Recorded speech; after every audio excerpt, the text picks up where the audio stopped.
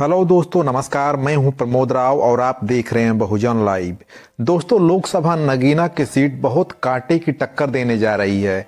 इस सीट पर आजाद समाज पार्टी और भीम आर्मी के संस्थापक चंद्रशेखर आजाद चुनाव लड़ने वाले हैं। उनको ये उम्मीद थी कि समाजवादी पार्टी उनका साथ देगी और इंडिया गठबंधन की तरफ से वह चुनाव लड़ेंगे, लेकिन चंद्रशेखर आजाद को समाजवादी पार्टी के मुखिया अखिलेश यादव ने उनको करारा झटका दिया और अपने प्रत्याशी मनोज कुमार को उतार दिया।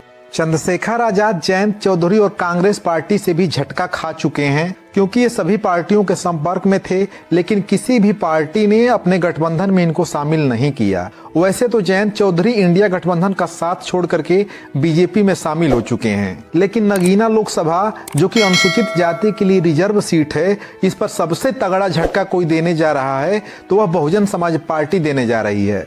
आजाद समाज पार्टी के अध्यक्ष चंद्रशेखर आजाद ने तो बहुत पहले ही ऐलान कर दिया था कि नगीना लोकसभा सीट से वह चुनाव लड़ेंगे।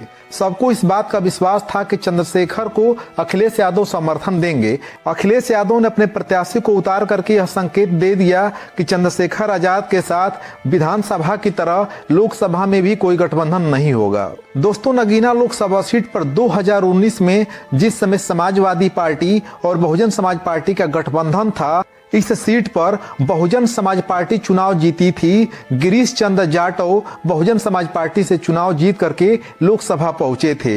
इस बार भी बहुजन समाज पार्टी ने गिरीश चंद्र जाटव को ही टिकट दिया था, लेकिन इस बार गिरीश चंद्र जाटव को नगीना लोकसभा सीट पर प्रत्याशी घोषित किया गया था और कुछ दिनों के बाद उनको बदल करके बुलंदशहर के सीट पर भेज दिया गया है। जैसे ही गिरीश चंद्र जाटव को बुलंदशहर भेजा गया और नगीना सीट को खाली करवाया गया, वैसे ही लोग यह कयास लगाने लगे कि बहुजन समाज पार्टी यहां पर कोई अपना ताकतवर उम्मीदवार उतारने वाली है। बहुजन समाज पार्टी में इस समय बहन जी के बाद अगर कोई दूसरे नंबर पर है तो उनके भतीजे और बहुजन समाज पार्टी के उत्तराधिकारी आकाश आनंद जी हैं। हो सकता है कि बहुजन समाज पार्टी आकाश आनंद को नगीना लोकसभा सीट से चुनाव लड़ा सकती है। अगर आकाश आनंद नगीना लोकसभा सीट से चुनाव लड़ते हैं और चंद्रशेखर आजाद भी नगीना लोकसभा सीट से चुनाव लड़ते हैं, तो यह देखना दिलचस्प होगा कि बहुजन समाज का वोट किस प्रत्याशी को जाता है। दोस्तों, आपको क्या लगता है कि यह दोनों प्रत्याशी